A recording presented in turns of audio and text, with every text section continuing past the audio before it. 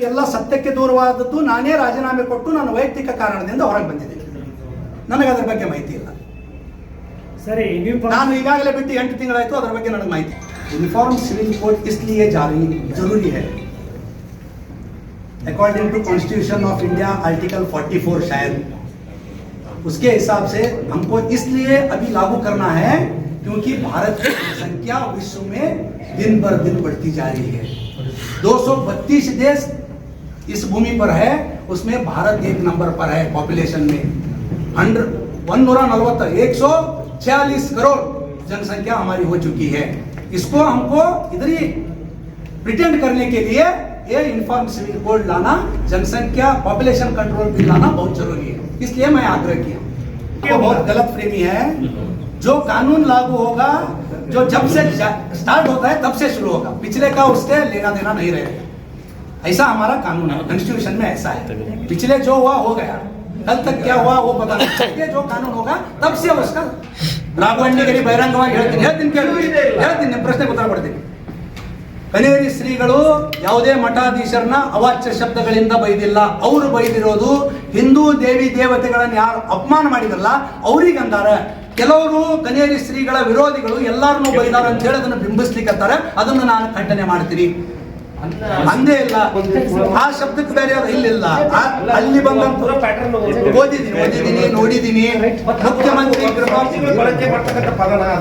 ಇಲ್ಲ, ಯಾರು ನಮ್ಮ ಹಿಂದೂ ದೇವತೆಗಳನ್ನ ಅವಮಾನಿಸಿದ್ದಾರೆ ಅವರ ಭಾಷೆಯಲ್ಲಿ ಅವ್ರಿಗೆ ಉತ್ತರ ಕೊಟ್ಟಿದ್ದಾರೆ. ಅವರಿಗೆ ಎಲ್ಲರಿಗೂ ಅಲ್ಲ. ನಾನು ಇವತ್ತು ಇಲ್ಲ, ನಾನು ಹೇಳ್ತಾ ಇರೋದು ಯಾರು ನಮ್ಮ ದೇವಿ ದೇವತೆಗಳನ್ನು ಹೀಯಾಳಿಸಿ ಮಾತನಾಡಿದ್ದಾರೆ ಅವ್ರಿಗೆ ಕೊಟ್ಟಿದ್ದಾರೆ. ಇನ್ನೊಂದು ಇರ್ಲಿ, ಈಗ ಬಸವ ಸಂಸ್ಕೃತಿ ಉತ್ಸವದಲ್ಲಿ ಭಾಗಿಯಾದಂತ ಸ್ವಾಮಿಗಳು ನಮ್ಮವರೇ.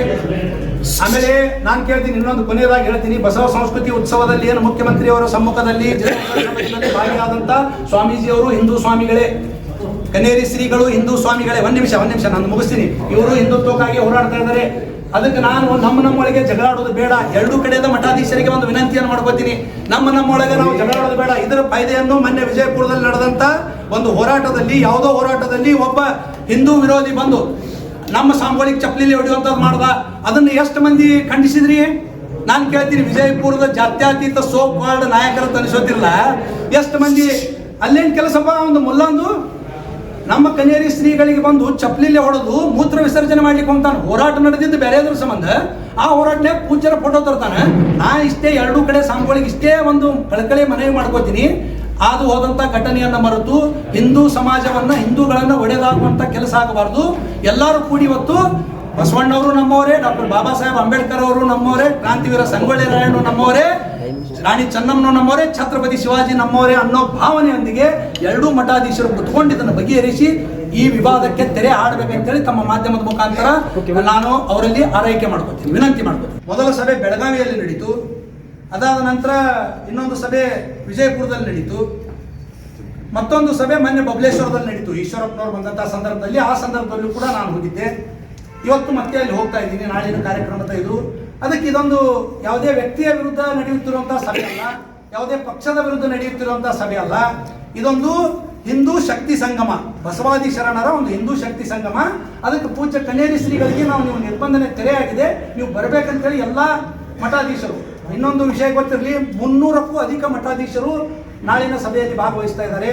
2,000ಕ್ಕೂ ಅಧಿಕ ಮಹಿಳೆಯರು ಕುಂಭದೊಂದಿಗೆ ಒಂದು ಕಾರ್ಯಕ್ರಮದಲ್ಲಿ ಭಾಗವಹಿಸ್ತಾ ಇದ್ದಾರೆ. ಅಷ್ಟೇ ಅಲ್ಲ, ಅಂದಾಜು ಒಂದು 25,000 ಜನ ಕನಿಷ್ಠ ಆದರೂ ಸೇರ್ತಾರನ್ನೋ ಒಂದು ನಂಬಿಕೆ ನಮಗಿದೆ.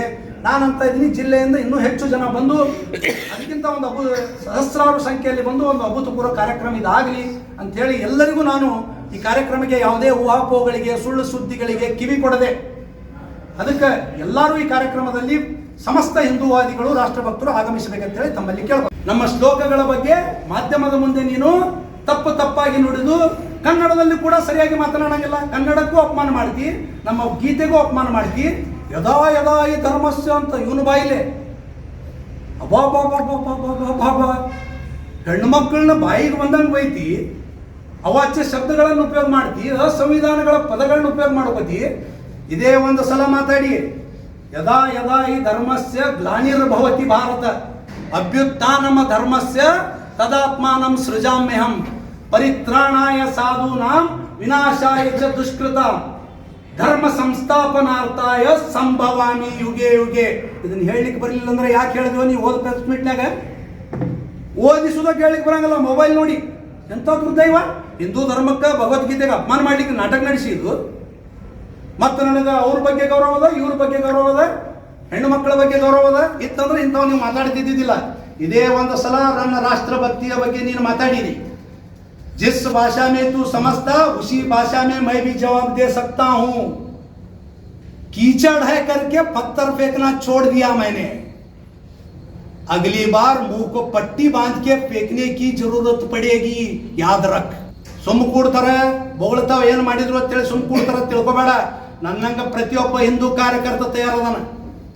ನನ್ನ ರಾಷ್ಟ್ರಭಕ್ತಿ ಬಗ್ಗೆ ನೀ ಏನು ಮಾತಾಡ್ತೀವೋ, ಎದಕ್ಕೆ ಮಾತಾಡಿದಿ? ನನ್ನ ಹೆಸರು ತಗೊಳ್ಳುವಂತ ಔಚಿತ್ಯವಾದರೂ ಏನಿತ್ತು ನಿನಗೆ? ನಾನು ಎಲ್ಲಾದ್ರೂ ಅವನ ಬಗ್ಗೆ ಮಾತಾಡಿದ್ದ 8 ವರ್ಷ? ನಾನೊಬ್ಬ ಹಿಂದೂ ಆಗಿ ಹುಟ್ಟಿದ್ದೀನಿ, ಹಿಂದೂ ಆಗಿ ಜೀವನ ಮಾಡ್ತೀನಿ. ಮಿಸ್ಟರ್ ಖಾದ್ರಿ ಕೇಳ್ಕೋ, ಹಿಂದೂ ಆಗೇ ಹುಟ್ಟಿನಿ, ಹಿಂದೂ ಆಗಿ ಜೀವನ ಮಾಡ್ತೀನಿ, ಹಿಂದೂ ಆಗಿ ಹೋರಾಡ್ತೀನಿ, ಹಿಂದೂ ಆಗೇ ಸಾಯ್ತೀನಿ. I am a pure Hindu nationalist. ಇದರ ಅರ್ಥ ನಾನು ಇನ್ನೊಂದು ಧರ್ಮವನ್ನು ಹೀಯಾಳಿಸಿ ಮಾತನಾಡಂಗಿಲ್ಲ. ಎಲ್ಲಾ ಧರ್ಮದವರು ನನ್ನ ಸಹೋದರರೇ ಅಂತ ಸ್ವಾಮಿ ವಿವೇಕಾನಂದರು, ಬಸವಣ್ಣವರು, ಡಾಕ್ಟರ್ ಬಾಬಾ ಸಾಹೇಬ್ ಅಂಬೇಡ್ಕರ್ ಮಾರ್ಗದರ್ಶನದಲ್ಲಿರುವಂಥ ಹಿಂದುತ್ವವನ್ನು ನಾನು ಪಾಲಿಸ್ತೀನಿ. ನನಗೆ ವ್ಯಕ್ತಿಗಿಂತ ಧರ್ಮ ಮುಖ್ಯ, ಧರ್ಮದಕ್ಕಿಂತ ದೇಶ ಮುಖ್ಯ. ನಿನಗೇನದ ಅದು ಹೇಳು. ನನಗೆ ಇವತ್ತು ನನ್ನ ಧರ್ಮ ಗ್ರಂಥದಕ್ಕಿಂತ ಬಾಬಾ ಸಾಹೇಬ್ ಅಂಬೇಡ್ಕರ್ ಅವರ ಪವಿತ್ರ ಸಂವಿಧಾನ ಗ್ರಂಥ ಮುಖ್ಯ. ನನಗೆ ನೀ ರಾಷ್ಟ್ರಭಕ್ತಿ ಕಲಿಸ್ಲಿಕ್ಕೆ ಹೋಗ್ತೀಯ? ಮಿಸ್ಟರ್ ಖಾದ್ರಿ, ಕೊನೆ ಬಾರಿ ಹೇಳ್ತಾ ಇದ್ದೀನಿ, this is the first and last time. ತಿದ್ದುಕೊಂಡು ಚಲೋ ಅದ ಇಲ್ಲ, ನಿನ್ನ ಭಾಷೆ ಒಳಗೆ ನಾನು ಉತ್ತರ ಕೊಡ್ತೀನಿ. ನಮ್ಮ ಕರುನಾಡಿನವರೇ ಆದ, ನಮ್ಮ ಜಿಲ್ಲೆಯವರೇ ಆದ ಅದೃಶ್ಯ ಕಾಡ ಸಿದ್ದೇಶ್ವರ ಶ್ರೀಗಳು ಇವತ್ತು ಮಹಾರಾಷ್ಟ್ರದ ಕೋಲ್ಹಾಪುರದ ಕನೇರಿಯಲ್ಲಿ ಒಂದು ಮಠವನ್ನು ಮಾಡಿ ಮಹಾರಾಷ್ಟ್ರ ಹಾಗೂ ಕರ್ನಾಟಕಕ್ಕೆ ಬೇಕಾದಂತ ಒಬ್ಬ ಕಾಯಕ ಯೋಗಿ ಗುರುಗಳಾಗಿ ಇವತ್ತು ಎಲ್ಲರಿಗೂ ಬೇಕಾದಂತ ಒಬ್ಬ ಪೂಜ್ಯ ಸ್ವಾಮೀಜಿಗಳಿದ್ದಾರೆ. ಅವರ ಒಂದು ನಿರ್ಬಂಧನೆಯನ್ನು ಜಿಲ್ಲೆಗೆ ಹೇರಿದ್ದಂಥದ್ದು ನಾವು ಈಗಾಗಲೇ ವಿರೋಧ ಮಾಡಿದ್ದೀವಿ. ಬಹಳ ಅಕ್ಷರಶಃ ಅದನ್ನು ತಪ್ಪು ಮಾಡುತ್ತೆ ಸರ್ಕಾರ. ಅದನ್ನು ಮಾಡಬಾರ್ದಾಗಿತ್ತು. ನಿರ್ಬಂಧನೆ ಯಾರ ಮೇಲೆ ಮಾಡಬೇಕಾಗಿತ್ತಪ್ಪ ಅಂದ್ರೆ, ಯಾರು ಹಿಂದೂ ದೇವಿ ದೇವತೆಗಳನ್ನು ಅವಮಾನಿಸಿದ್ರಲ್ಲ, ನಮ್ಮ ಶಿವಪಾರ್ವತಿ, ಗಣೇಶ, ವೀರಭದ್ರ, ರಾಮ, ಸೀತೆಯನ್ನು ಅಪಮಾನಿಸಿದ್ರಲ್ಲ, ಅವ್ರನ್ನ ನಮ್ಮ ಕರ್ನಾಟಕ ಸರ್ಕಾರ ಇವತ್ತು ಕರ್ನಾಟಕದಿಂದ ನಿರ್ಬಂಧನೆ ಮಾಡಬೇಕಾಗಿತ್ತು.